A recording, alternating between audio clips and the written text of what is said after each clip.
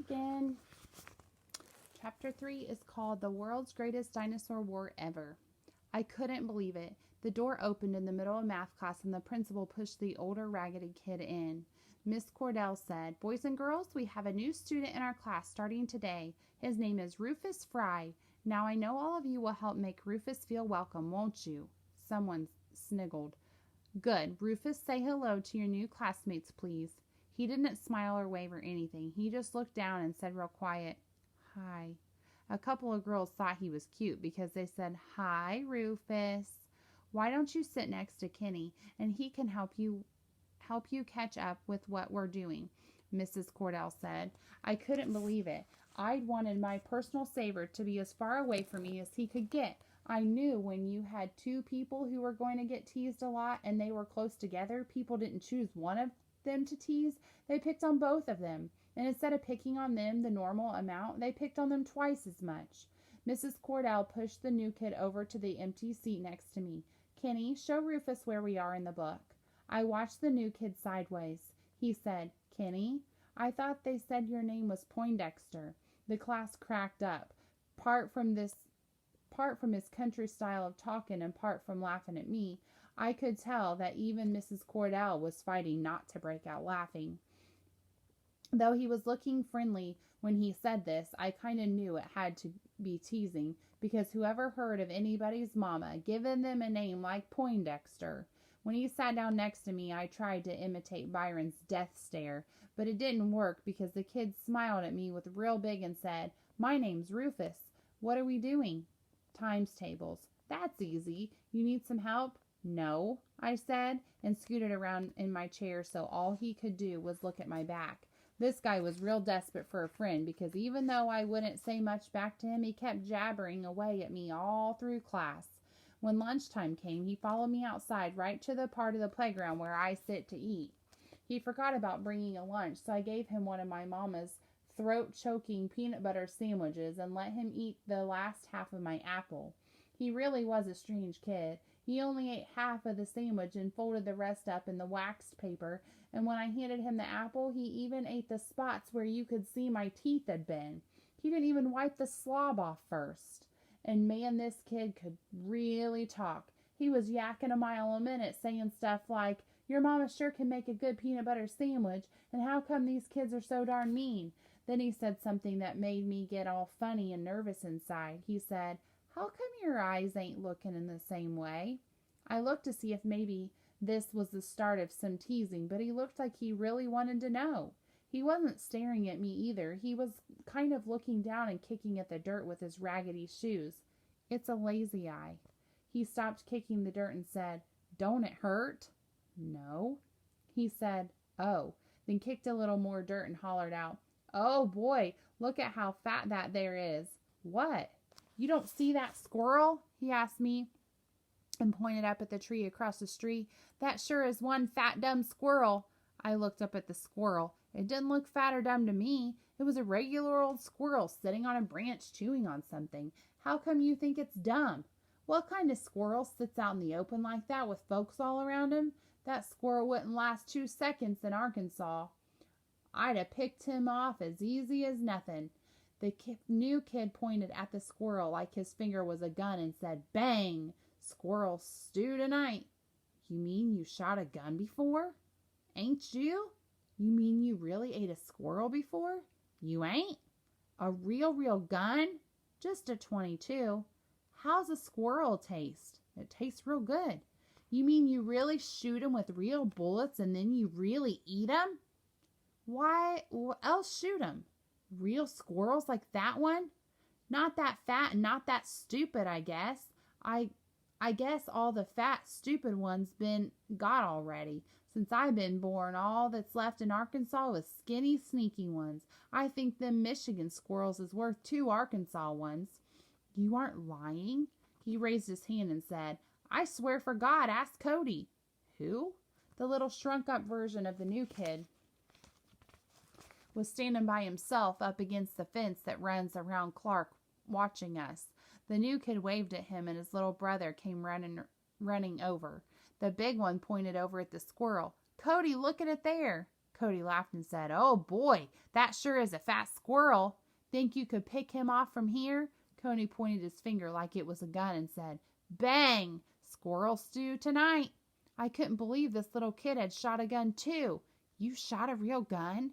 "Just a 22. With real bullets?" The little one looked at his big brother to see why I was asking all this stuff. It seemed like they were trying to be patient with me, like I was the real dummy or something. The older one said, "Tell him." "Yeah, it was real bullets. What else you gonna shoot out a gun?"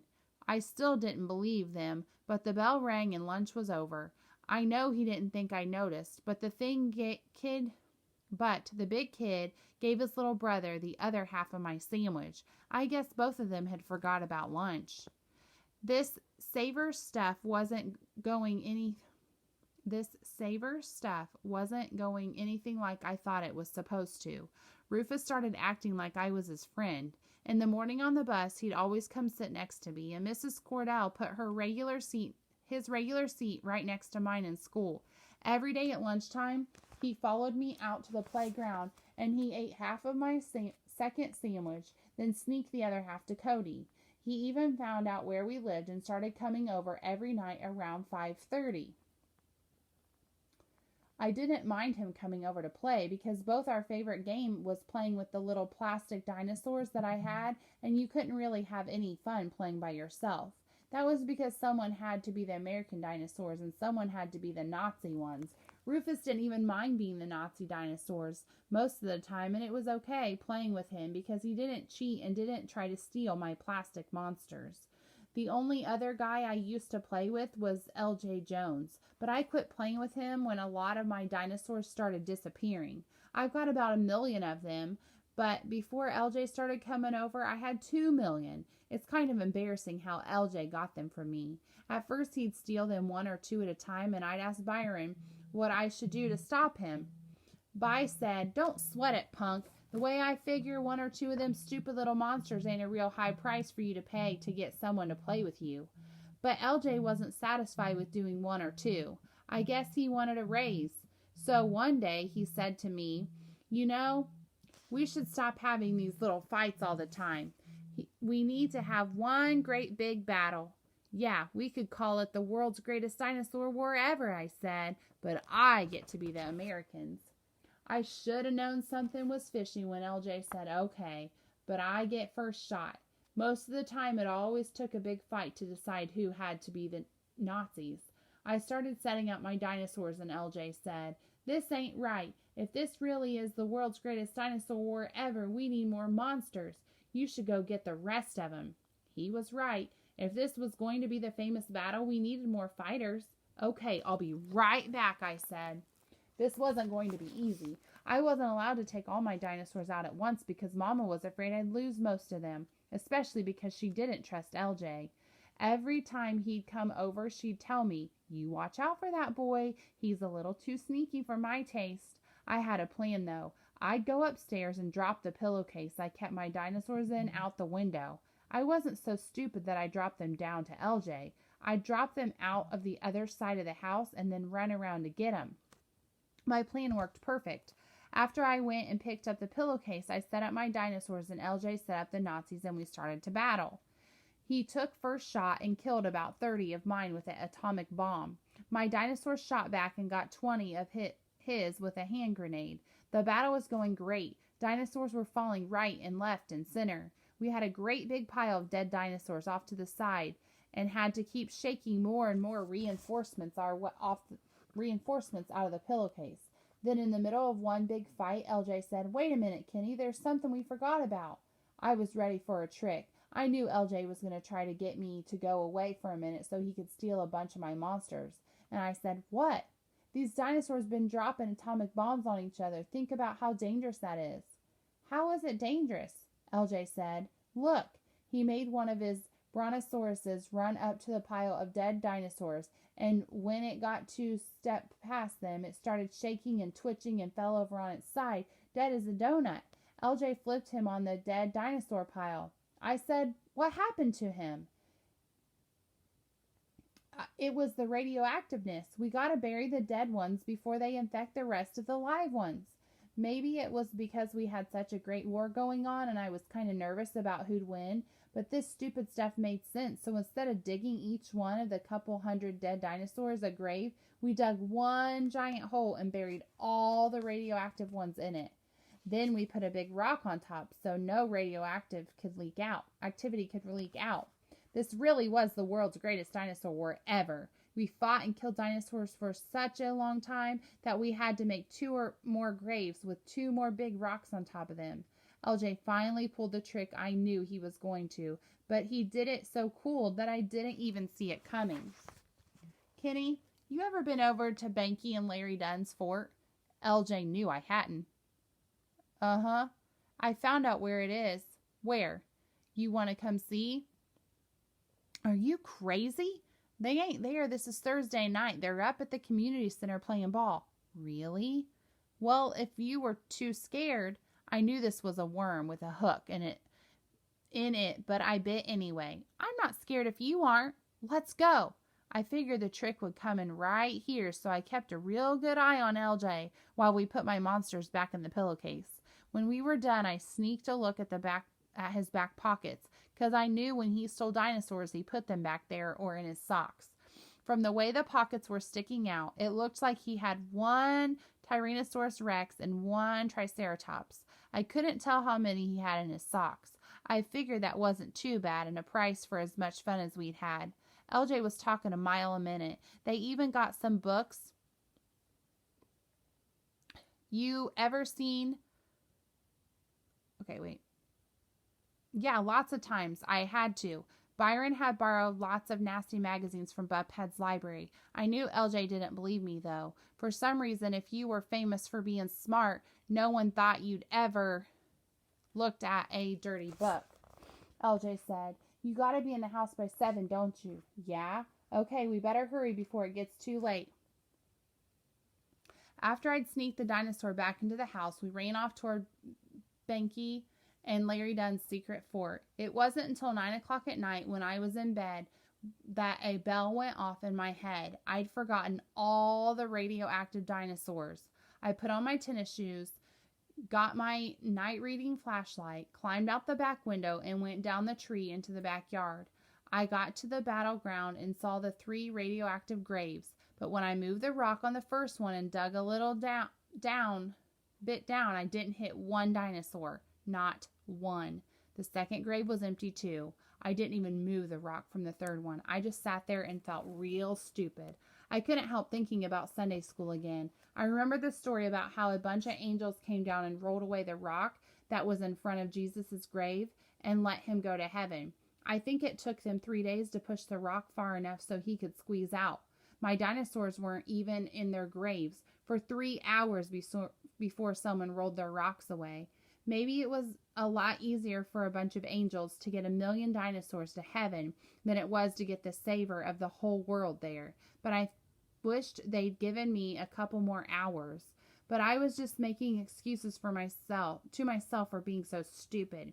I know if a detective had looked at those rocks, he wouldn't have found a clue of a single angel being there.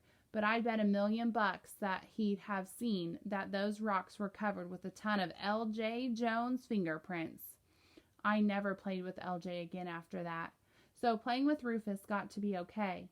It was a lot better not to have to worry about getting stuff stolen when you were with your friends, and it was a lot better not spending half the time arguing about who's going to be the Nazi dinosaurs. I was wrong when I said that me and Rufus being near each other all the time would make people tease both of us twice as much. People started leaving me alone and going right after Rufus. It was easy for them to do because he was kind of like me. He had 2 things wrong with him, too. The first thing wrong with Rufus was the way he talked. After he said that hi ya all stuff on the bus, he got to be famous for it, and no matter how much he tried to talk in a different way, people wouldn't let him forget what he'd said. The other thing wrong with him was his clothes. It didn't take people too long before they counted how many pairs of pants and shirts Rufus and Cody had. That was easy to do because Rufus only had 2 shirts and 2 pairs of pants, and Cody only had 3 shirts and 2 pairs of pants. They also had 1 pair of blue jeans that they switched off. On some days Rufus wore them, and some days Cody rolled the legs up and put them on. It's really funny how something as stupid as a pair of blue jeans can make you feel real, real bad. But that's what happened to me.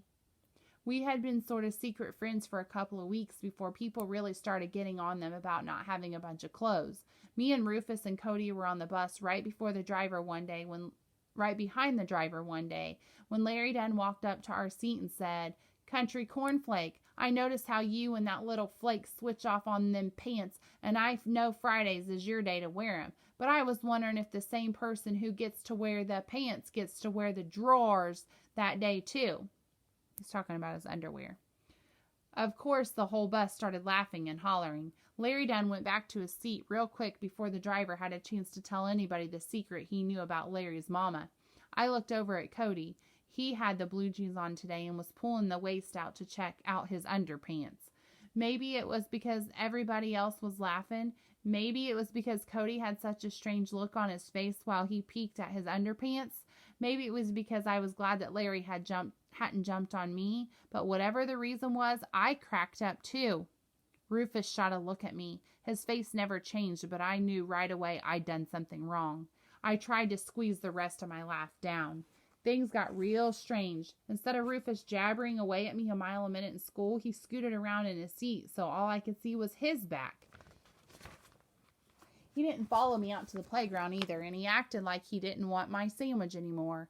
Ever since Mama had met Rufus and I told her about sharing my sandwich with him, she had been giving me 4 sandwiches and 3 apples for lunch. When I saw him and Cody weren't going to come under the swing at lunchtime, I set the bag with their sandwiches and apples on it on the swing set. The bag was still there when the bell rang. They quit sitting next to me on the bus too, and Rufus didn't show up that night to play. After this junk went on for 3 or 4 days, I sneaked the pillowcase full of dinosaurs out and headed over to where Rufus lived. I knocked on the door and Cody answered. I thought things might be back to being okay because Cody gave me a great big smile and said, "Hiya, Kenny. You want to talk to Rufus?" "Hi, Cody. Just a minute." Cody closed the door and ran back inside. A minute later, Rufus came to the door. "Hey, Rufus, I thought you might want to play dinosaurs. It's your turn to be the Americans." Rufus looked at the pillowcase, then back at me. "I ain't playing with you no more, Kenny." "How come?" I knew, though. "I thought you was my friend. I didn't think you was like all them other people," he said. "I thought you was different." He didn't say that stuff like he was mad. He just sounded real, real sad. He pulled Cody out of the doorway and shut it. Rufus might as well have tied me to the tree and said, "Ready, aim, fire." I felt like someone had pulled all my teeth out with a pair of rusty pliers. I wanted to knock on the door and tell him I am different, but I was too embarrassed, so I walked the dinosaurs back home. I couldn't believe how sad I got. It's funny how things can change so much and you wouldn't notice. All of a sudden, I started remembering how much I hated riding the bus. All of a sudden, I started remembering how lunchtime under the swing set alone wasn't very much fun. All of a sudden, I started remembering that before Rufus came to Flint, my only friend was the world's biggest dinosaur thief, L.J. Jones. All of a sudden, I remembered that Rufus and Cody were the only 2 kids in the whole school, other than Byron and Joey, that I didn't automatically look at sideways. A couple of days later, Mama asked me to sit in the kitchen with her for a while. "How's school?" "Okay." I knew she was fishing to find out what was wrong and hoped it wouldn't take her too long. I wanted to tell her what I'd done. "Where's Rufus been? I haven't seen him lately." It was real embarrassing, but tears just exploded out of my face, and even though I knew she was going to be disappointed in me, I told Mama how I'd hurt Rufus's feelings. "Did you apologize?" "Sort of, but he wouldn't let me talk to him." "Well, give him some time, then try again." "Yes, Mama." The next day after school, when the bus pulled up at Rufus's stop, Mama was standing there. When Rufus and Cody got off, they said, "Hi, Mrs. Watson," and gave her their big smiles. The 3 of them walked toward Rufus's house. Mama put her hand on Rufus's head while they walked. Mama didn't say anything when she got home, and I didn't ask her, but I kept my eye on the clock. At exactly 5:30 there was a knock, and I knew who it was, and I knew what I had to do. Mama and Joey were in the living room, and when they heard the knock, everything there got real quiet. Rufus and Cody were standing on the porch, smiling a mile a minute. I said, "Rufus, I'm sorry." He said, "That's okay." I wasn't through, though. I really wanted him to know I am different. He said, "Shoot, Kenny, you think I don't know? Why, you think I came back. But remember, you said it's my turn to be the Americans." People started moving around in the living room again. I guess I should have told Mama that I really appreciated her helping me get my friend back, but I didn't have to. I was pretty sure she already knew. There's the end of chapter 3. I hope you're liking it so far, and have a good day.